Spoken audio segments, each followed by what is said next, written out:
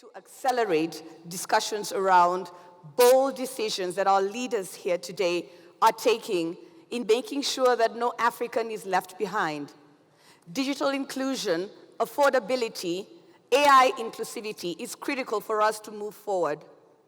Today, we have with us some visionary leaders here who are taking very bold, future-first Africa decisions. Welcome to the stage with a round of applause, Vivek Badrinath, the Director General of the GSMA, to make his opening remarks. Honorable Ministers, ladies and gentlemen, good morning. It's a privilege to welcome you to MWC Kigali. Thank you for joining us.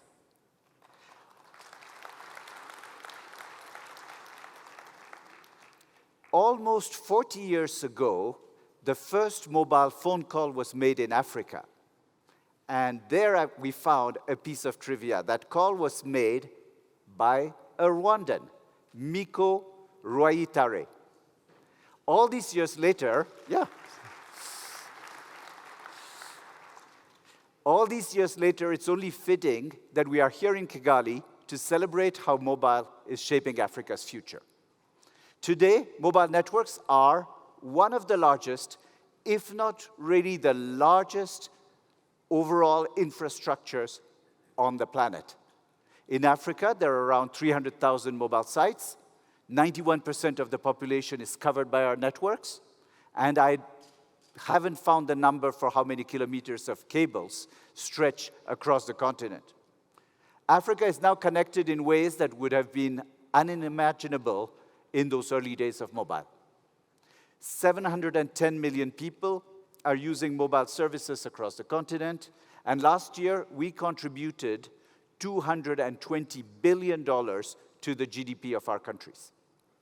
So our industry has been at the center of Africa's transformation, and we are now laying the foundation for its future. AI could add $2.9 trillion of value to the African economy by 2030. Huge amount at stake. And this is a big opportunity for businesses, for governments, and for citizens. In Rwanda, the Center for the Fourth Industrial Revolution is producing exciting use cases. Drones delivering blood to rural hospitals, IoT devices helping farmers measure soil conditions. The Rwanda AI Scaling Hub, launched this year, will also be a vital platform to support AI innovations in the country and across the continent. And African operators are seizing the opportunity too. MTN has partnered with Microsoft to deliver AI-enabled warning alerts to more than 300 million Africans. All of us here understand the importance of digital for Africa's future. In the 40 years since Miko made that first phone call, connectivity has unlocked possibilities to share knowledge, to bridge distances, to build a global community. So as we look at the next 40 years, with all of its possibilities, I believe that if we focus it on AI, its potential to transform lives and livelihoods, investment in infrastructure and energy to underpin the digital economy, and inclusion to make sure nobody is left behind, Africa can accelerate its journey towards a more innovative, sustainable, and connected digital future. Thank you all for joining us, and I wish you a successful MWC Kigali. Thank you, Vivek, for those remarks, and welcome back to your chair. I'd like to invite to the stage the International Telecommunications Union Secretary General, Doreen Bogdan-Martin. Welcome. Thank you, Angela. Director General, Excellencies, ladies and gentlemen, good morning. I'm super excited to be back here in Kigali for MWC, especially now as digital ambitions rise across this great continent. Since I was last on this stage in 2023, the African Union published the Africa Digital Compact and the Continental AI Strategy. In April of this year, we had the Global AI Summit for Africa here in Kigali with many participants, including the ITU. And in August, we had Smart Africa endorse the establishment of an Africa AI Council to guide national and regional strategies. And a couple of weeks ago, I had the pleasure of being in Cape Town for the G20 Ministerial on the Digital Economy.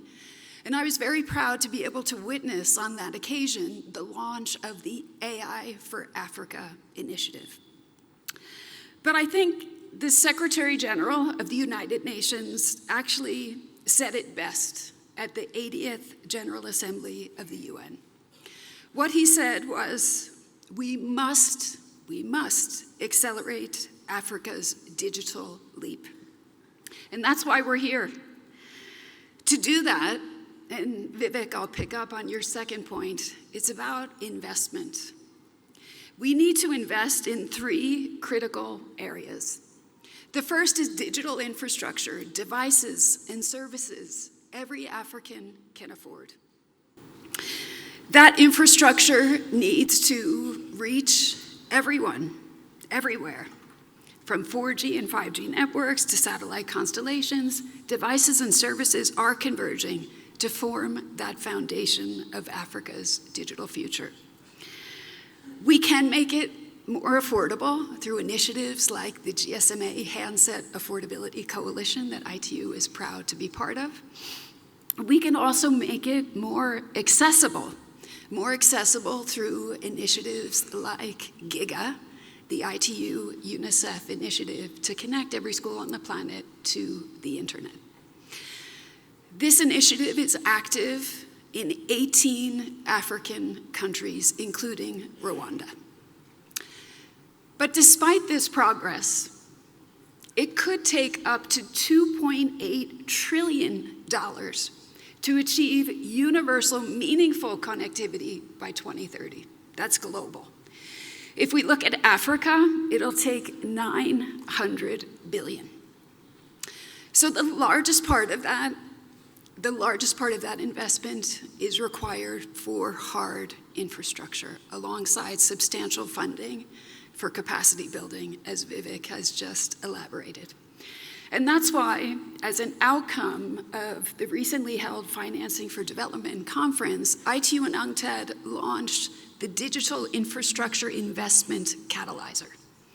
This open platform connects data with solutions, builds capacity, and it also mobilizes financing to close that $1 trillion investment gap. Second, we must invest in inclusion, especially through skills, because skills will actually turn network coverage into the ability to benefit from digital. That's why ITU supports a growing network of digital transformation centers, 8 of which are here in Africa. These are physical spaces where people can go. They can learn how to navigate in the online world safely and productively. We're also working to scale digital skilling online through our AI Skilling Coalition. A couple of weeks ago at the UNGA, we held our Digital at UNGA anchor event with will.i.am and Google, launching a $1 million project to bring artificial intelligence and robotics training to schools across Africa together with our GIGA initiative. We're starting in Ghana, Cote d'Ivoire, Kenya, Nigeria, and South Africa. Digital skills are key to ensuring that young Africans, 60% of this continent's population, can thrive in today's rapidly shifting labor market. That brings me to my third area of investment, and that's all about homegrown digital innovation. Because Africa's digital future must be led. It must be led by African entrepreneurs that are solving local problems. I think a shining example is MamaMate. It's a low connectivity, locally produced AI-powered device that won the top prize at the AI for Good Innovation Factory competition that was held back in July. Yvonne Baldwin, I actually had the opportunity to meet her a couple of weeks ago in South Africa. Well, Yvonne's solution is actually proof that when connectivity skills and support align, when that happens, innovators can deliver impact exactly where and how it is most needed. Ladies and gentlemen, there is one more channel of investment that I do want to share. It was born in 2021 and strengthened by the World Telecommunications Development Conference that was held here in Kigali. And it's called the Partner to Connect Digital Coalition.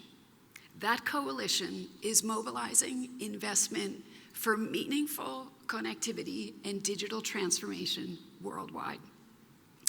We have more than 1,000 pledges. 367 of those pledges include Africa as the region for implementation.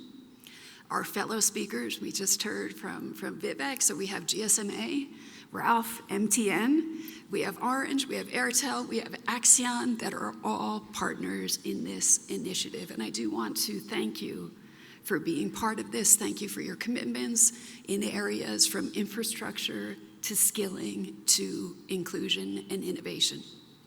I would encourage you to report on your implementation so that we can actually identify and scale what works best. And for those of you that have not yet made a pledge, it's not too late because we're trying to reach our goal of 100 billion by the end of next year. Ladies and gentlemen, each commitment is a signal.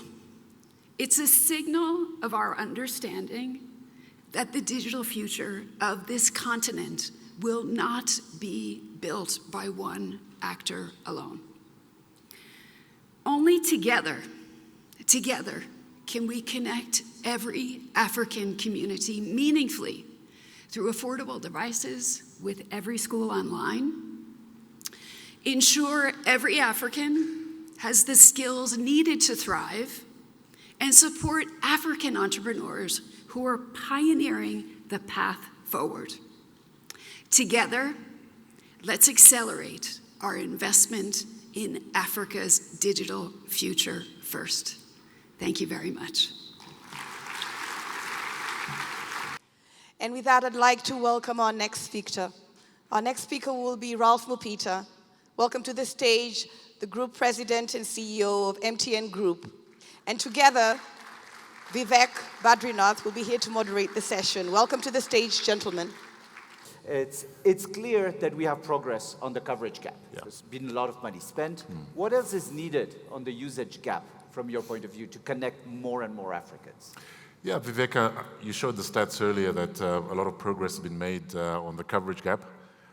We look at it even as MTN. We have 300 million subscribers.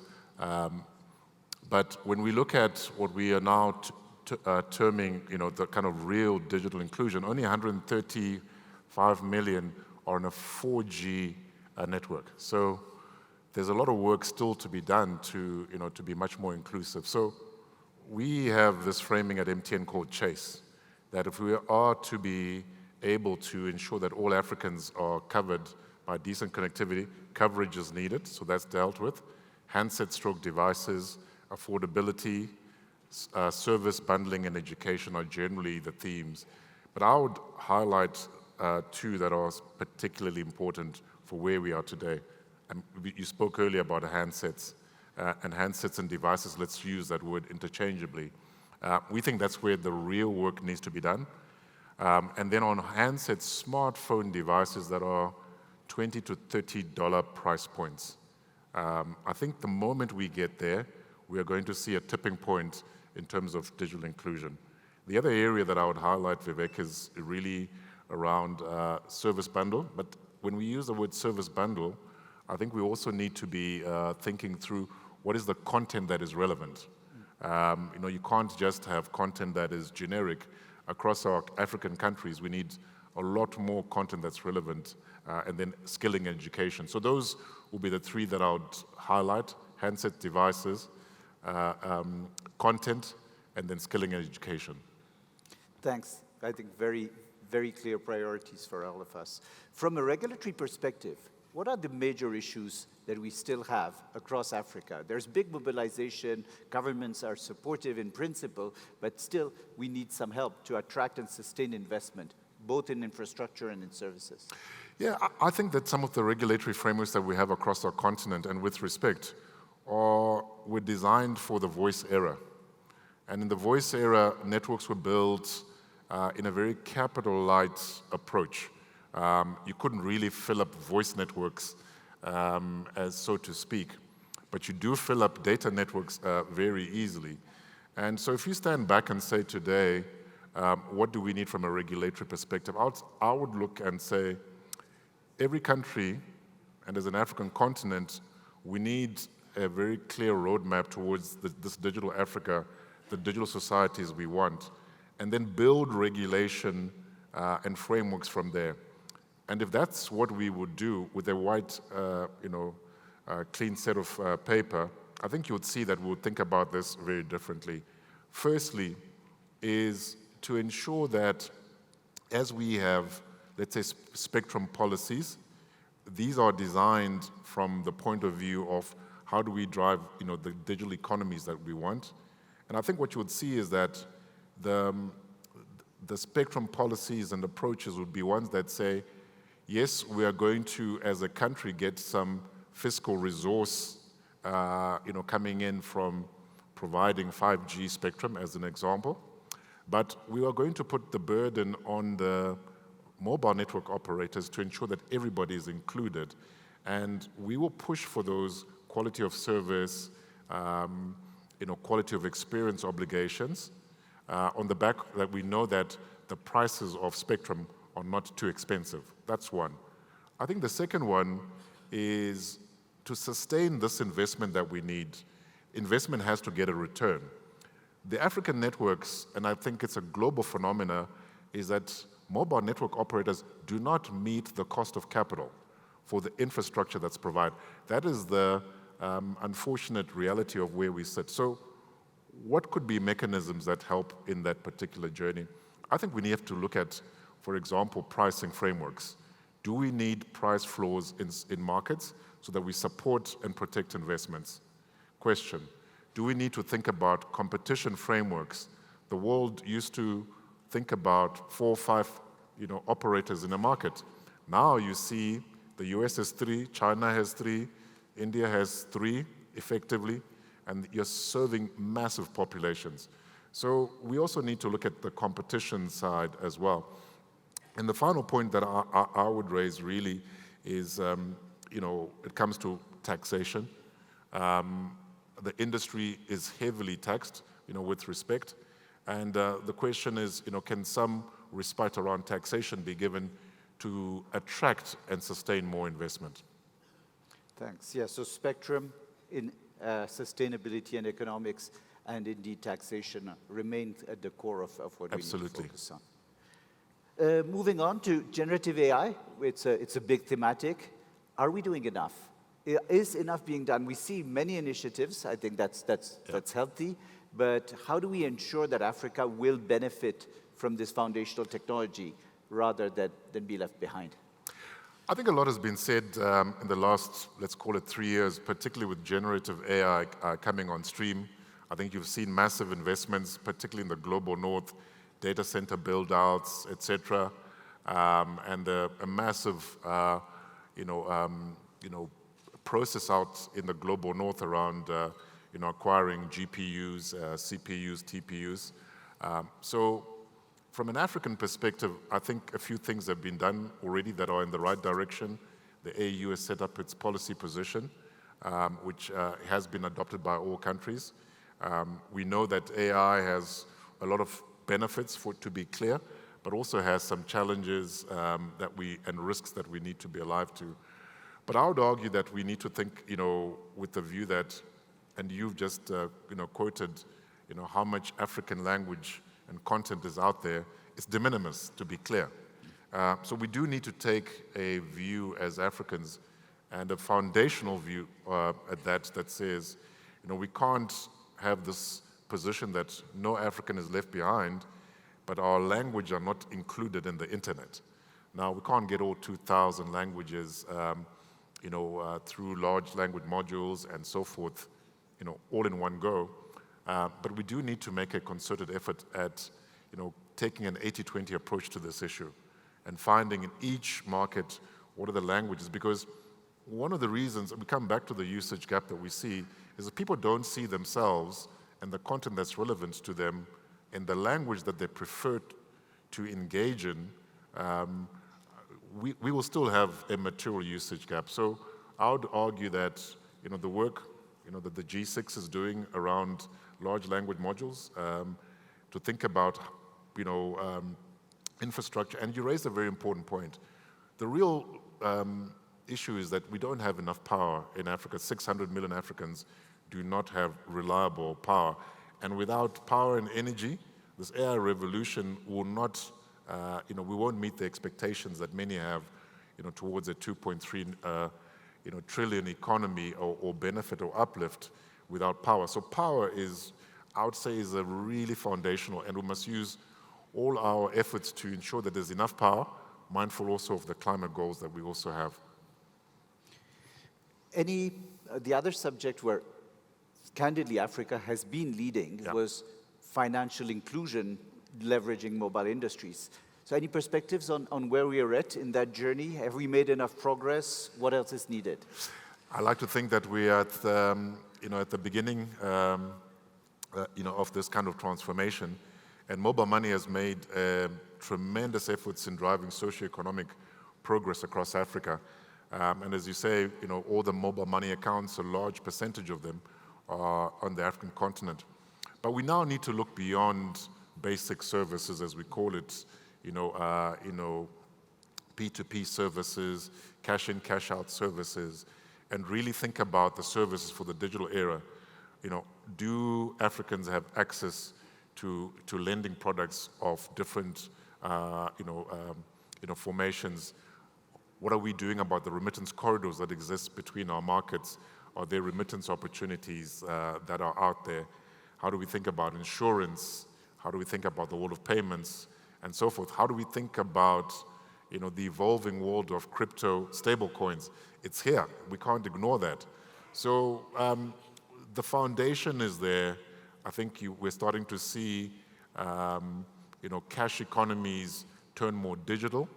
But I think we are really at the beginning, and we need to think about also regulatory frameworks that enable the faster adoption and encouragement of much more cashless societies. Cashless societies are generally safer, and so there should be a national imperative to this removal of cash within our societies. And then I think it's also important to think about cross-border payments. The boundaries and the borders that we have across Africa, the digital economy goes well beyond boundaries. So we need to start thinking about some of the initiatives that are being done about cross-border payments in particular. Our people do move across borders, or have relationships across borders, and we need to be sensitive to that. So I do think that we are just at the beginning, particularly of mobile money, and that the developments in technology, particularly crypto, stable coins, I think will shape this industry for the next decade. Thanks, Ralph. Thanks for this very broad overview, and thanks for all the commitment to the industry that MTN is bringing every day. Thank you so much. Much appreciated. It's been great talking to you. Thank you. Next, I'm proud to welcome our next speaker to the stage. And it's a very pleasant moment for me at a personal level, because this is my old friend Yasser Shaker, who has been recently appointed CEO of Orange Middle East and North Africa. So first of all, let me thank you for having me with you today. I'm very honored. I didn't see the video before, but this means I have a great team, so they manage things, which is good. We need to update some figures. Well, I like your tie. It looks very close to orange. Yeah. I had a collection when I used to work there, Very so nice. I opened the cupboard, it's always I'm orange. very proud to see you on the head of GSMA. Thank you. Again, you've been a great mentor. You led a big transformation in Orange, in other also operators. So we're happy to see you here. But maybe to start with, and to talk a bit, if you want to talk about engineers, what motivates you. I like a lot being challenged. I think you know that. I like to move things. I don't like status quo. If you want, I see that we need to move things from an engineering perspective step by step. And then I only focus on the step that you need to do today. So it's like, I always tell it, it's like a video game. You focus on level 1, you don't worry about level 2, because level 2 you'll get another monster, very difficult one, but then you will handle it in level 2. You finish the level 1, and then you go to level 2. I get motivated by that when the ITU was saying that in the morning, that when we enter a country as telcos, we completely change it. Either if they say 1% gives you 10%, or 10% gives you 1% of GDP, or either if you have more than 50%, the whole country changes. So this is very motivating. But to reach this, usually you need 3 things. First is technology. Second is the market. And third is people. Not in the right order, if you wanna say. But you can never go against technology. And this I learned in a hard way. So you have to be always on top of technology. You have to always invest. You have to always be, today we will move from voice to data. In the future, and I think we missed some parts in this area. We need to really be always investing, continuing to invest, being the leaders in delivering technology. Then, of course, you have everything that's around market. And in market, we have to ensure that we have the same playing field, that all players, and when we say all players, we sometimes mix that we're only operators. I don't think we're only, let's say, competing against operators. We're competing against fintechs. We opened the market, and then they entered, exactly like OTTs. We opened the market, and then they entered. We have the same story with satellites.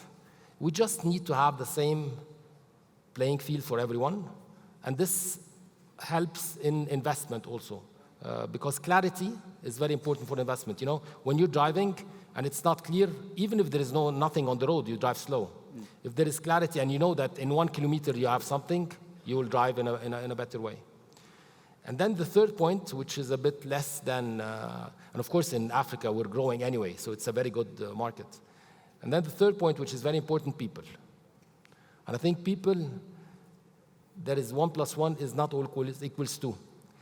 And in Africa even more, we're very into passion, we're very into, we don't like being very solid and so on. And being in Africa, I like this a lot. So you have to find the right way of dealing, talking with your teams, motivating them. You have to be very strict when it comes to target. Target is non-negotiable. But the ways to reach the target and how to make it, I think this is something that is always changing, that you can always be flexible on. We can discuss, this is not, and you need to motivate them always to be seeing this target and to be seeing this. And this is why I'm always very fond about Africa. We have the youth. I believe in the youth. I believe in this future of Africa. And I always been and will always be very proud of being part of this beautiful continent that I believe will have a future, beautiful future when it comes to us, and we're part of it. Thanks, Yasser. Shifting gears, coverage, the usage gap. You know, it's our favorite subject. Yes. Africa enters an age of intelligence. It's not just connecting people, it's also driving inclusive and sustainable growth. How are you integrating core services? There was some pieces of this on the video. Mm-hmm.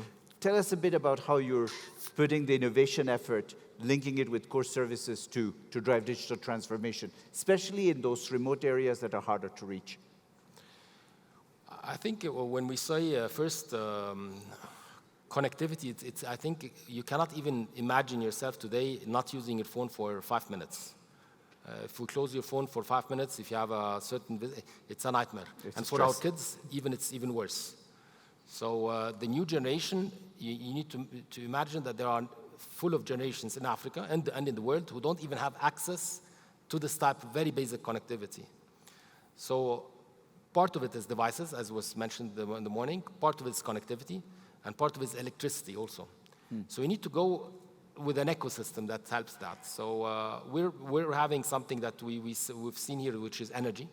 Today we have over 750,000 households using 4 million customers are using electricity because you cannot deliver, even if they can afford it, they need to have this type of recharging where they can use it. So we give them connectivity, we give them electricity, and we give them at the same time orange money, which is the fintech or whatever you wanna call it, that will support recharging also from a remote area, this kit of electricity and recharging their usage also to be able to use it.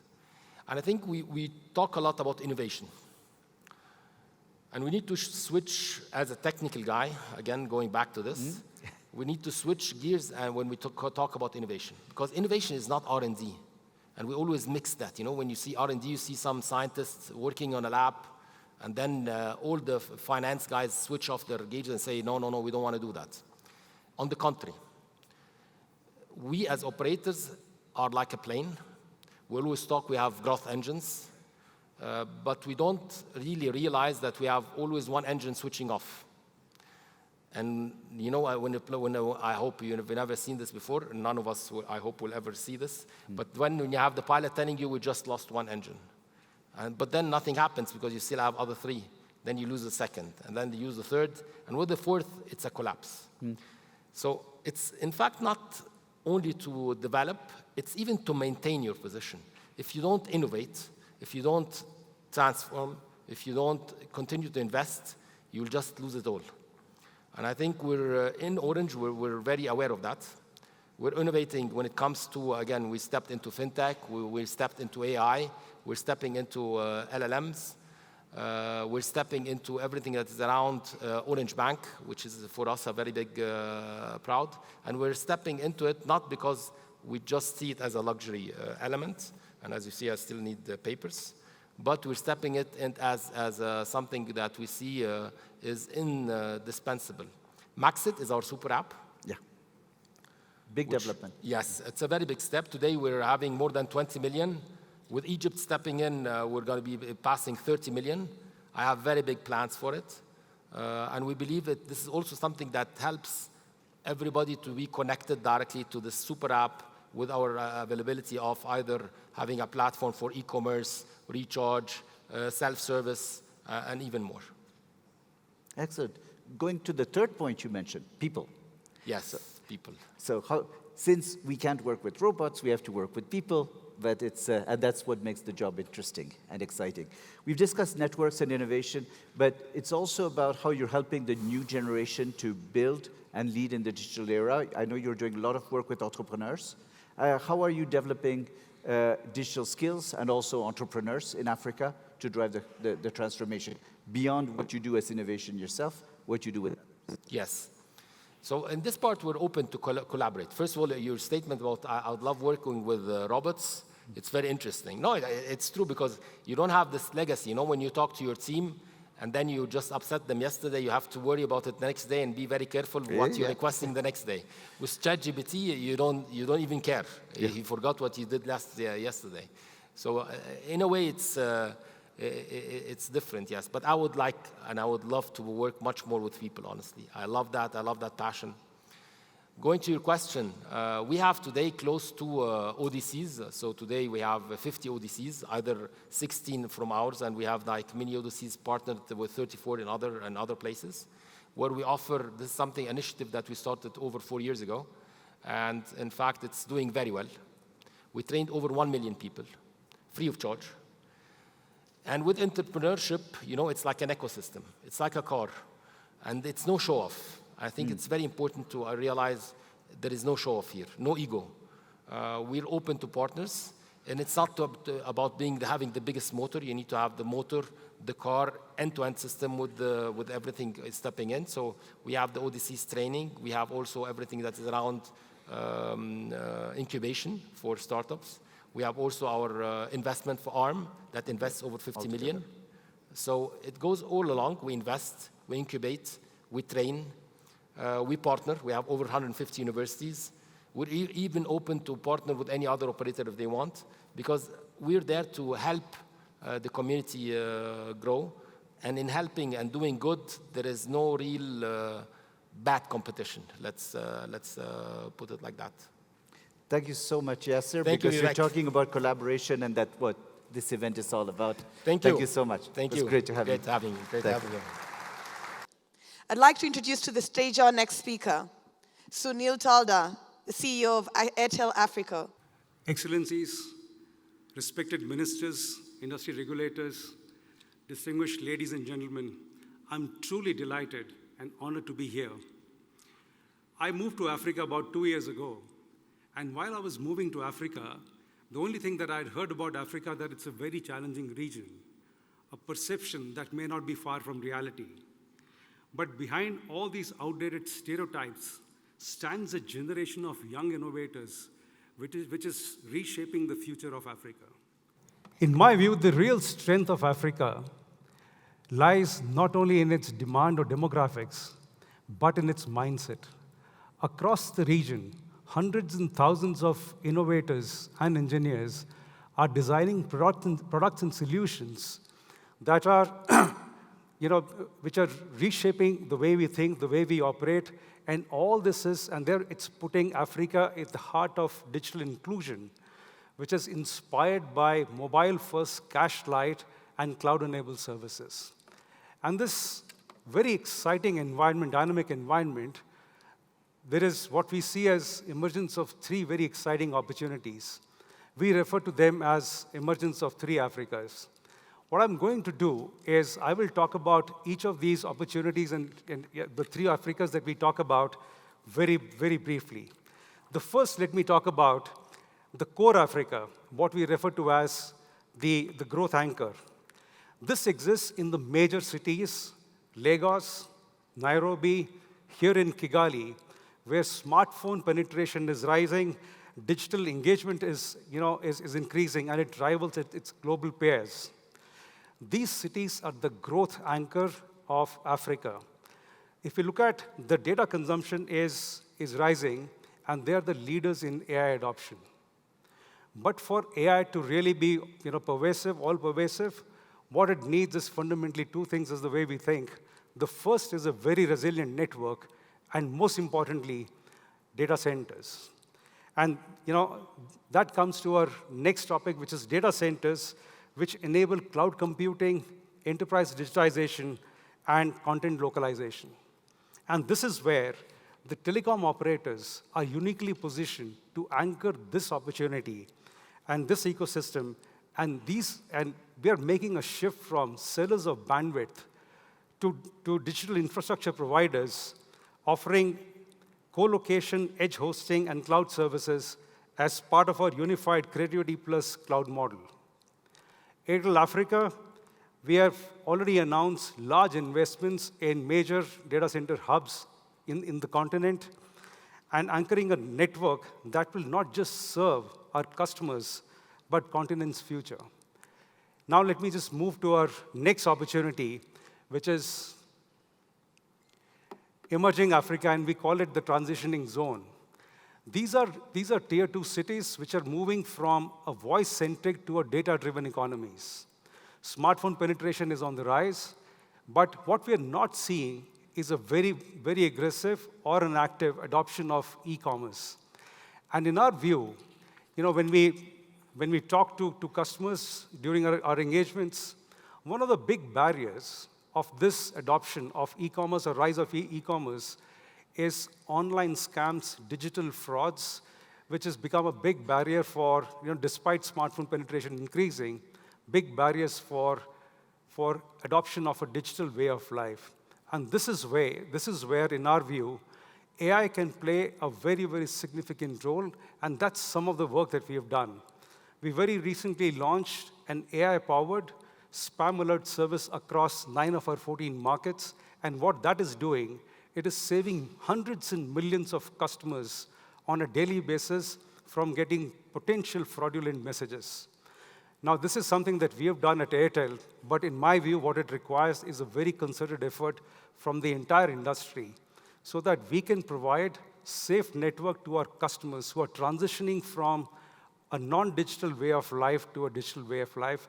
And if all of us can work together in a concerted manner, there is no way that we can change the complexion of these markets and accelerate this adoption.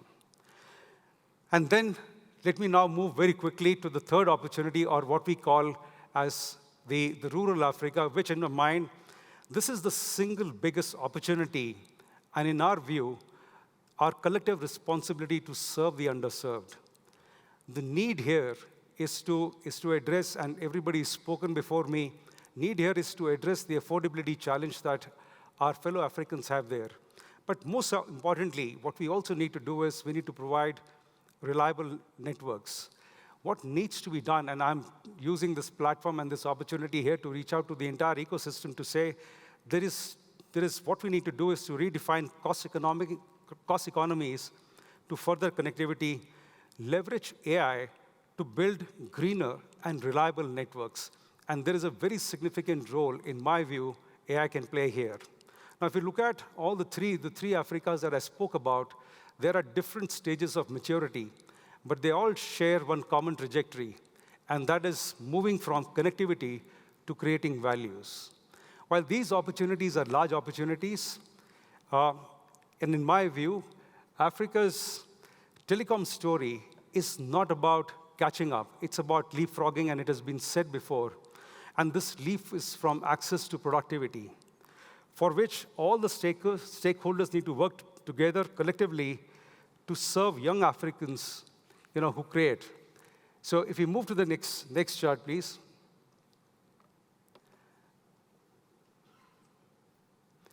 What is required is for all of us to work together. And this is where all operators, they need to co-build with the same level of investment, and we've heard from ITU, we've heard from other fellow CEOs, investment will remain a challenge, but we need to work together and co-build to reach more number of people with the same level of investment. Technology manufacturers need to equip, regulators who enable, investors who believe, and finally, tax regimes which support the young Africans who create. And if we can do all that, there is no reason why the world's next great digital story will be written here in Africa, the last telecom growth frontier of the world. Thank you very much. And I'd like to welcome to the stage Hassan Jabbar of Axian to come and share his thoughts around the realities of how the future first bold steps you're taking. A round of applause for Hassan Jabbar, CEO of Axian Telecom. Good morning, distinguished guests, partners, and friends. It's a pleasure to be here today alongside esteemed leaders to discuss a topic that is integral to the continent's transformations, Africa's digital future. Africa's digital transformation presents vast opportunities for economic growth, job creation, and collaboration across sectors and borders. With digital adoption, entrepreneurship, and innovation on the rise, the continent is poised to redefine how it learns, works, and competes in the global economy. The digital world opens pathways for entrepreneurs to scale their ideas, businesses to reach new markets, and governments to work more efficiently. It also expands access to finance, education, and healthcare, and opportunities for young Africans to innovate and lead. The digital world is not only a catalyst for modernization, it is becoming the foundation for more inclusive, sustainable, and resilient progress across the continent. Yet, these opportunities, as we all know, come with challenges. Africa still faces significant barriers, from limited access to reliable power and affordable data, to gaps in digital skills, capital constraints, and regulatory hurdles. In many areas, telecom infrastructure remains underdeveloped, and connectivity is far from equitable. Overcoming these obstacles requires actions on multiple fronts. At the individual level as a company, we are taking tangible steps to advance the digital agenda. Just 1 year ago, we launched our brand, YAS, our unified Pan-African brand for our mobile network operations and MIX, our unified brand for our fintech businesses. YAS creates a single Pan-African identity. At the same time, which is important, it remains locally relevant, balancing consistency with responsiveness to each community.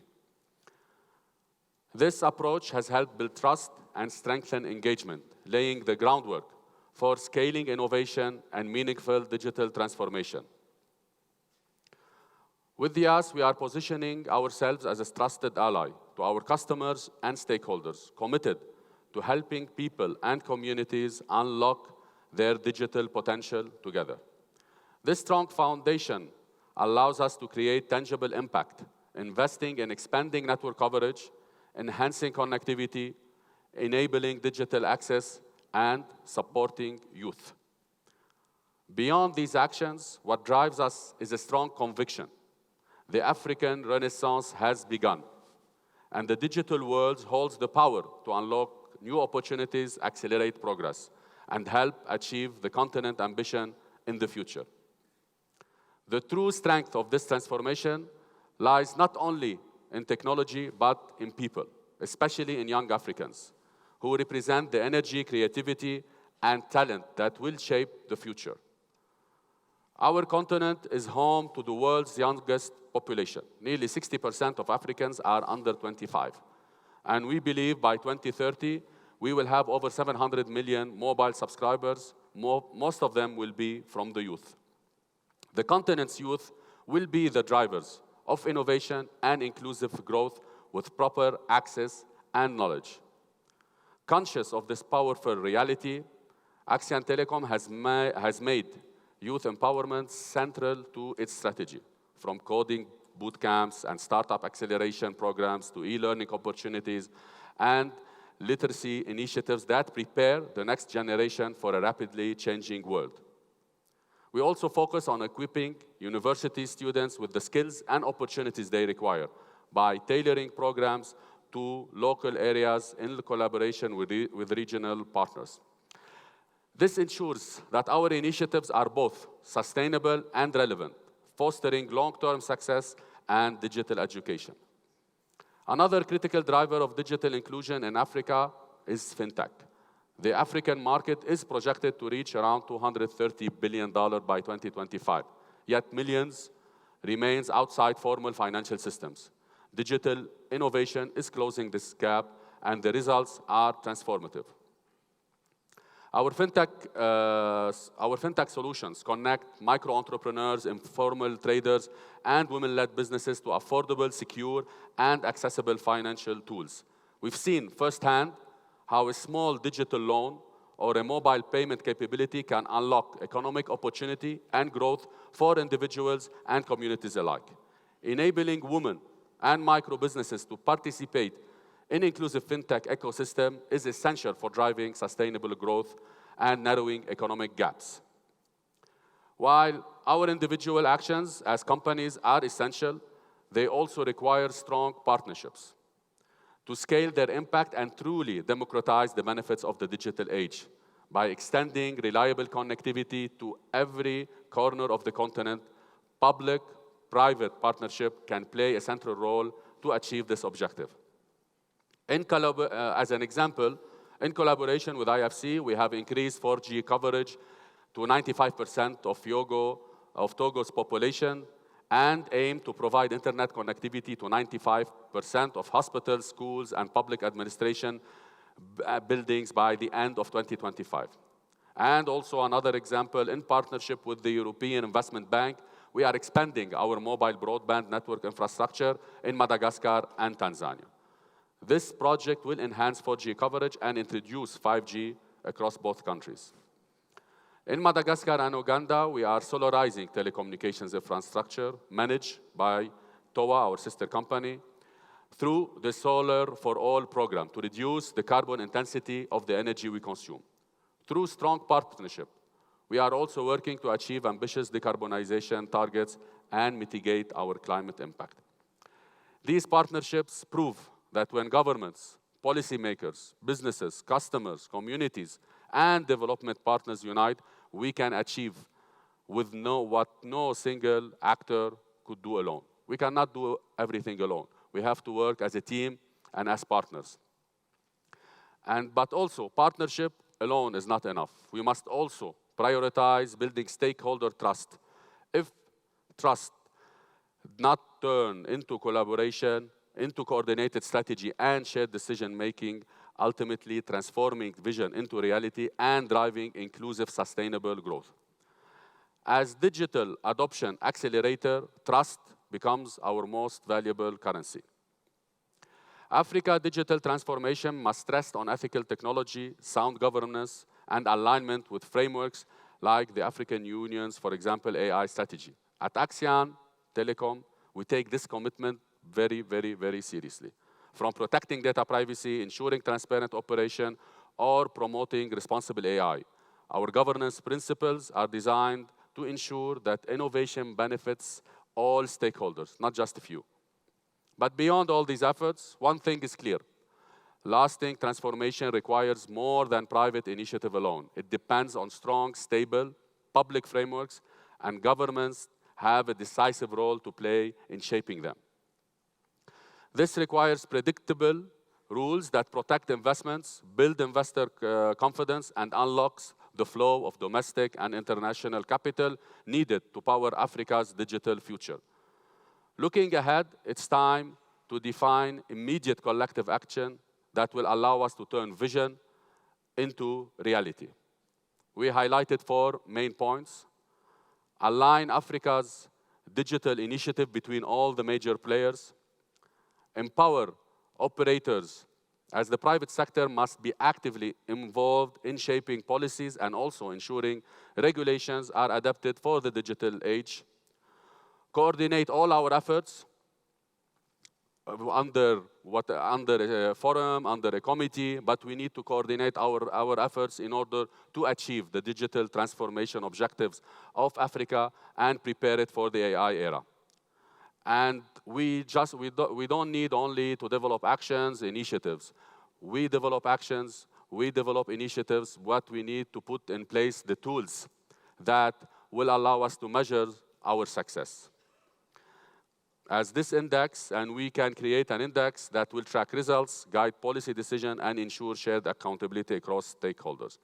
We believe that these steps will turn ambition into action and ensure Africa's digital future is truly Africa-owned, and no one will be left behind. Thank you.